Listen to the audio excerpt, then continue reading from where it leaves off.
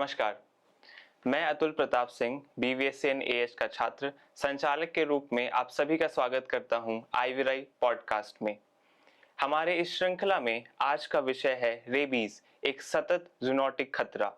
और इस पर बात करने के लिए आज हमारे एक्सपर्ट हैं डॉक्टर विवेक जोशी सर, जो वेटनरी मेडिसिन विभाग में एक वैज्ञानिक के रूप में कार्यरत हैं।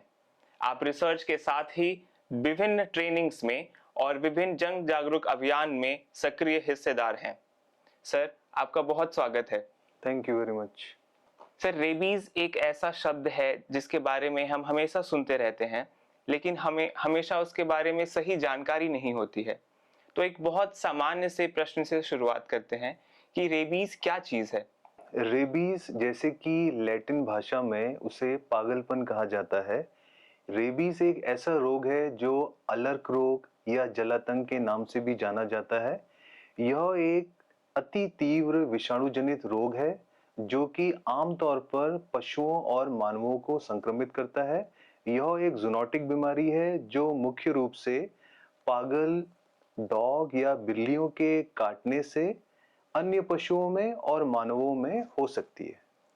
सर, जैसा आपने बताया कि ये पशुओं का रोग है, तो किस प्रकार के पशु इससे प्रभावित होते हैं? रेबीज जो है मुख्य रूप से गर्म खून वाले स्तनधारी पशुओं में, जैसे कि गाय, भैंस, बिल्ली, डॉग, लोमड़ी इत्यादि जानवरों में देखा जा सकता है। सर, मानवों के लिए रेबीज क्यों महत्वपूर्ण है और हमें क्यों इसके बारे में जागरूक होना चाहिए? जैसे कि आज के संवाद का शीर्षक है रेबीज, एक सतत जूनोटिक खतरा। ये इसलिए कहा जाता है क्योंकि रेबीज एक वैश्विक बीमारी का दर्जा प्राप्त कर चुकी है। हर साल लगभग 59,000 से 60,000 लोगों की मृत्यु केवल रेबीज के कारण होती है। ये आज के दौर में भी एक लाइलाज बीमारी है जिसका कोई इलाज आज भी मौजूद नहीं है। और यदि किसी भी पशु या मानव में विशेषकर अगर लक्षण दिखाई देने लगते हैं तो उसकी मृत्यु जो है निश्चित होती है। और ये घातक और एक जानलेवा बीमारी है जो कि मुख्य रूप से मानव के मस्तिष्क को प्रभावित करती है। सर, आपने बताया कि रेबीज एक लाइलाज बीमारी है। क्या सच में आज के दौर में भी इसके लिए कोई भी किसी भी प्रकार से इलाज मौजूद नहीं है? जी हाँ, बिल्कुल। आज के दौर में जब विज्ञान ने इतनी प्रगति कर ली है, फिर भी रेबीज का कोई इलाज संभव नहीं है यदि कोई भी पशु या किसी भी मानव में इसका संक्रमण स्थापित हो जाए। हालांकि आज भी, जैसा कि आप सबको पता भी होना चाहिए कि अगर प्री एक्सपोजर टीकाकरण किया जाए, यानी संक्रमण होने से पहले किसी भी मानव या पशु में इसका टीका लगा हुआ है, तो ये 100% तक इसकी रोकथाम संभव है। सर, मानवों में इस बीमारी का संक्रमण किस प्रकार से होता है? आमतौर पर मानव रेबीज के 99% मामले डॉग बाइट के कारण से होते हैं।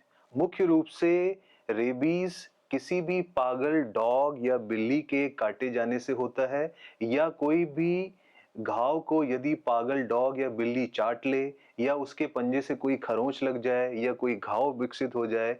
इस कारण से रेबीज का विषाणु पशु या मानव के शरीर में प्रवेश पा जाता है, जिससे कि रेबीज का घातक जानलेवा संक्रमण हो सकता है। सर, आमतौर पे हम देखते हैं कि डॉग बाइट्स तो बहुत कॉमन इंसिडेंट्स हैं और हर तीसरे चौथे व्यक्ति को ये होती रहती हैं। तो क्या हर डॉग बाइट एक रेबीज का ही केस होता है? आखिर ये हम पहचान कैसे करें कि अगर कोई डॉग किसी व्यक्ति को या किसी पशु को काट रहा है तो वो रेबीज ग्रसित है या नहीं है? आमतौर पर लोगों में ये भ्रांति होती है कि जो भी डॉग उनको काटने की चेष्टा कर रहा है या उनका पीछा कर रहा है, वो हमेशा ही पागल होता है। लेकिन ऐसा नहीं है, क्योंकि हमने डॉग बाइट को 2 श्रेणियों में विभाजित किया है। पहली श्रेणी होती है प्रोवोक्ड बाइट। ये इस श्रेणी में आने वाले डॉग बाइट में होता ये है कि हम जानवर को छेड़ते हैं, उसको चिढ़ाते हैं, या अगर कोई मादा डॉग है तो उसके छोटे बच्चों को उठाने का प्रयत्न करते हैं। तो ऐसे में वो अपनी रक्षा के लिए या अपने बच्चों की रक्षा के लिए आप पे अगर हमला कर दे या आपको काटने की चेष्टा करे, तो वो जो है प्रोवोक्ड बाइट की जो संज्ञा दी जाती है।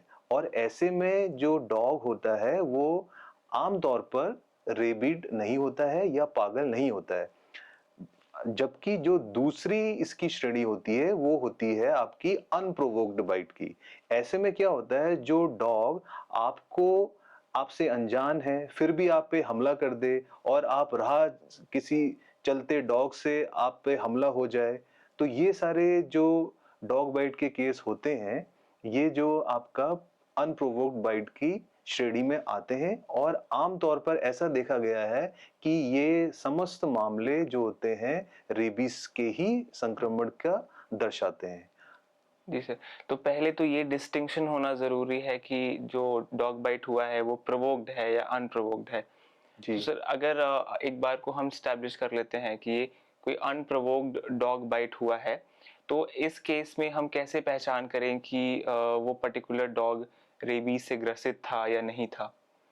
अगर कोई अनप्रोवोक्ड बाइट है, तो हम ऐसा अनुमान लगाते हैं कि इसमें रेबीज का संक्रमण हो सकता है।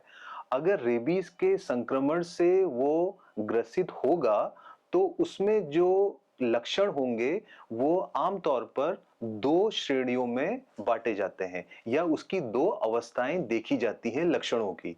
तो पहली अवस्था होती है शांत अवस्था और जो दूसरी अवस्था होती है वो होती है उग्र अवस्था। तो जैसे कि हमको नाम से पता लग रहा है, शांत अवस्था में जो आपका डॉग होता है या जो बिल्ली होती है, वो शांत रहती है और वो सुस्त हो जाता है जानवर, उसको जबड़े में लकवा पड़ जाता है, जिस कारण उसकी बार-बार मुँह से लार टपकते रहती है और उसको खाना और पीने में दिक्कतें आती हैं।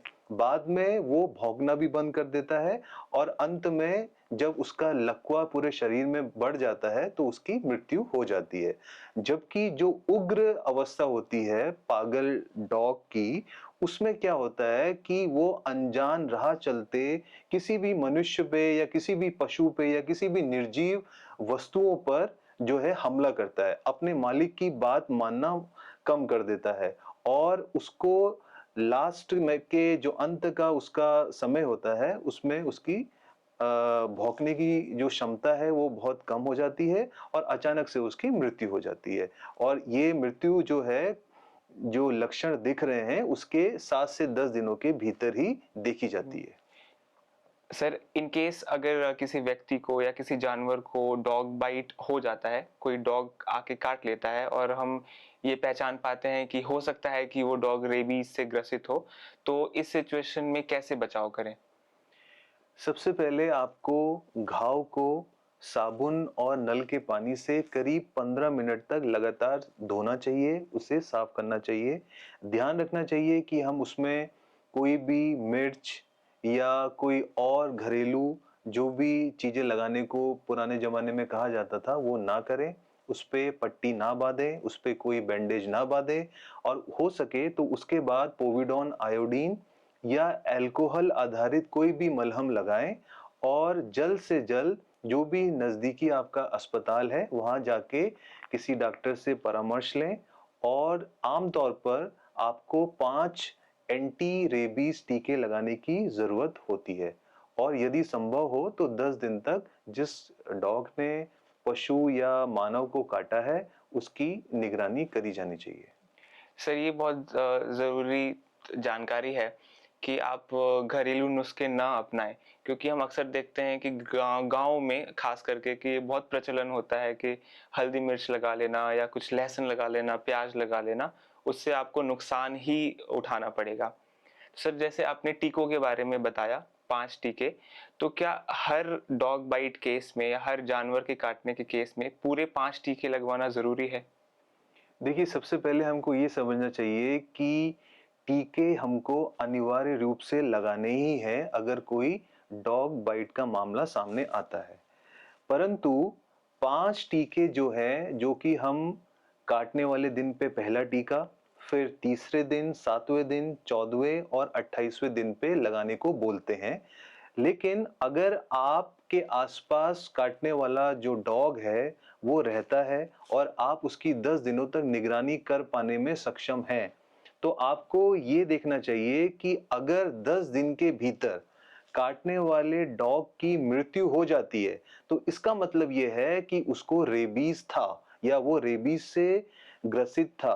तो ऐसे में आपको 5 के 5 टीके लगाने की अनिवार्यता होती है। जबकि अगर 10 दिनों के अंतराल में उस डॉग की मृत्यु नहीं होती है, तो आप शुरू के 3 टीके लगा के बाद के 14वें और 28वें दिन के टीके को छोड़ सकते हैं। सर, एक मेडिसिन से हट करके एक प्रश्न है सर कि अगर कोई डॉग आपकी तरफ बढ़ता है आपको काटने के लिए, तो उस केस में अपने आप को कैसे बचा सकते हैं? देखिए, ऐसे में हमको ये एहतियात बरतना चाहिए कि अगर कोई डॉग आपके पीछे आ रहा है, तेजी से आ रहा है, तो आप वो उसी जगह पे खड़े हो जाएं, शांति से खड़े रहें और दौड़े ना, भागे नहीं। आपको जो भी आपको चेस करने वाला डॉग है, वो कुछ देर सूंघेगा और उस टाइम पे आपको घबराना नहीं है, उसकी आँखों में नहीं देखना है, उसको घूरना नहीं है और अगर वो रेबिड डॉग नहीं होगा, तो आम तौर पर आपको सूंघने के बाद वो अपनी जगह पे वापस चला जाएगा और आपको कोई नुकसान नहीं पहुँचाएगा। सर, इसका मतलब कि कोई भी डॉग अगर आपकी तरफ आ रहा है आपको काटने के लिए, तो आपको हमेशा पैनिक होने की ज़रूरत नहीं है और आप अपने समझ-बूझ से और जो भी इंस्ट्रक्शंस आपने बताए उसको फॉलो करके हम डॉग बाइट अवॉइड भी कर सकते हैं। सर, एक बहुत कॉमन क्वेश्चन होता है स्पेशली हमारे पेट ओनर्स की तरफ से कि जो डॉग्स रखते हैं या कैट उनके घर में है कि रेबीज से बचाव के लिए क्या उनको प्री एक्सपोजर वैक्सीन ऐसा कुछ हम दे सकते हैं? जैसे कि हम अलग-अलग प्लेटफ़ॉर्म्स पे सुनते रहते हैं कि हमको रेबीज़ से अगर बचाव करना है, तो उसके लिए हमको टीकाकरण अनिवार्य रूप से करना चाहिए। अगर घर में कोई भी पालतू पशु है, विशेषकर पालतू डॉग या बिल्ली, तो उसके लिए उसको संक्रमण ना हो, इसके बचाव के लिए हमको उसको एंटी रेबीज का टीका या वैक्सीन लगानी चाहिए, जो जिसमें कि पहला टीका जो है उसका पहला टीका 3 माह की उम्र में लगाया जाता है और प्रथम टीकाकरण के 21 से 30 दिन के भीतर आपको बूस्टर डोज देनी होती है और फिर सालाना आपको एक टीका रेबीज का लगाना चाहिए, जिससे कि आपके पशु को उसका पूरा लाभ मिलेगा और भविष्य में रेबीज होने का खतरा जो है वो 100% तक कम हो जाता है। और सिर्फ प्री एक्सपोजर वैक्सीनेशन से जो पेट ओनर्स हैं वो खुद भी सुरक्षित रहेंगे। जी बिल्कुल। अगर आपके जो संपर्क में आने वाले डॉग और घरेलू बिल्लियां हैं, अगर उनको रेबीज का संक्रमण नहीं होगा, तो जाहिर-सी बात है आप लोग भी जो उनको पालन-पोषण कर रहे हैं या जो उनको रख-रखाव में उनके साथ इन्वॉल्व्ड हैं, तो उन लोगों को भी ये संक्रमण का खतरा बहुत हद तक टल जाता है। सर, मानवों में इसके क्या प्रत्यक्ष साइंस होते हैं? हम कैसे पहचान कर सकते हैं कि कोई व्यक्ति रेबीज से ग्रसित है या नहीं?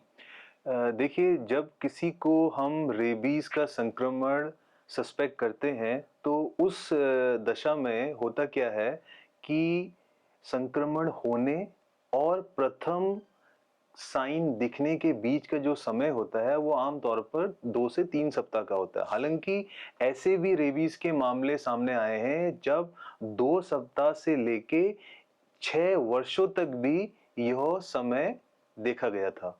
और शुरुआती लक्षण जो इसमें देखे जाते हैं वो होता है सिर दर्द, क्योंकि ये मस्तिष्क को प्रभावित करता है, उसमें उल्टी भी देखी जाती है, अनिद्रा होती है और जैसे-जैसे ये रोग बढ़ता है तो जहाँ पे डॉग ने काटा होता है वहाँ पे खुजली या नसों का दर्द होना, ये सब चीज़ें प्रतिलक्षित होती हैं और अंत में ये मृत्यु का रूप धारण कर लेती है। सर, रेबीज के ज़्यादातर केसेस जिनके बारे में हमें सुनने को मिलता है, ऐसा देखते हैं कि ज़्यादातर बच्चों में ये बहुत ही प्रचलित है। तो क्या इसका कोई स्पष्ट कारण है?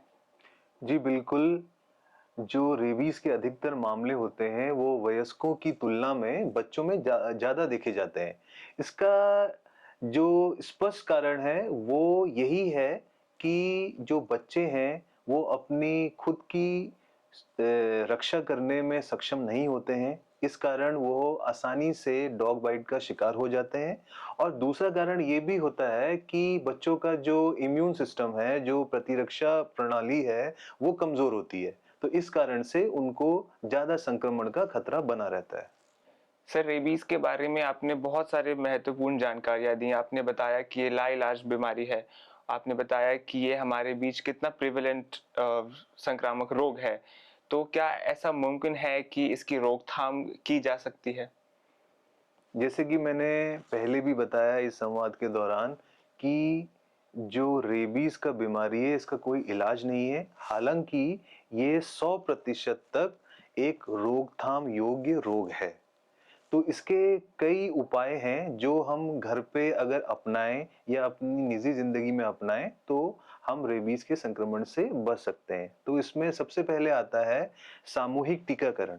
हमको अपने पालतू डॉग्स और बिल्लियों के साथ साथ जो स्ट्रीट डॉग्स और बिल्लियां हैं उन सभी का सामूहिक टीकाकरण कराने में मदद करनी चाहिए।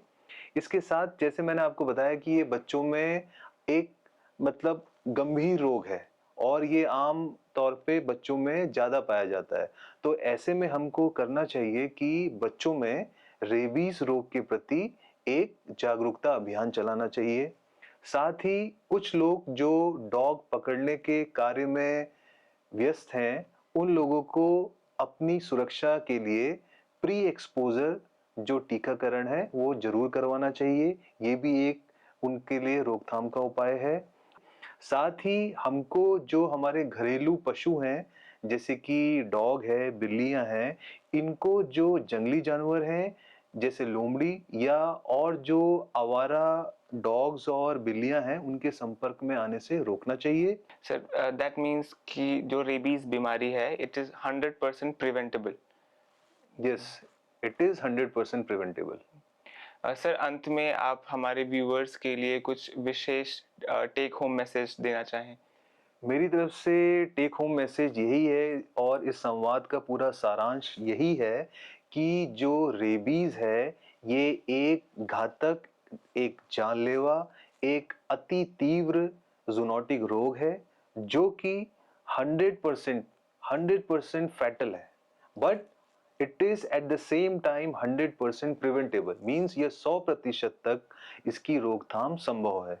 और मैं अंत में अपने दर्शकों को यही कहना चाहता हूँ, कि मेरा यही संदेश है कि आप सभी लोग रेबीज के प्रति सजग हो जाएं, आसपास इसकी जानकारियां दें और अनिवार्य रूप से अगर घर में आपने पालतू डॉग या बिल्लियां रखी हैं तो उनके साथ साथ जो आपके पड़ोस और घर के आसपास रहने वाले आवारा डॉग्स और बिल्लियां हैं उनका भी टीकाकरण कराने में सहयोग दें। और यदि कोई डॉग बाइट का मामला आपके सामने आता है तो अनिवार्य रूप से उसकी सूचना निकटतम निगम में या उच्च अधिकारियों को दी जानी चाहिए ताकि वो उसका संज्ञान ले सके।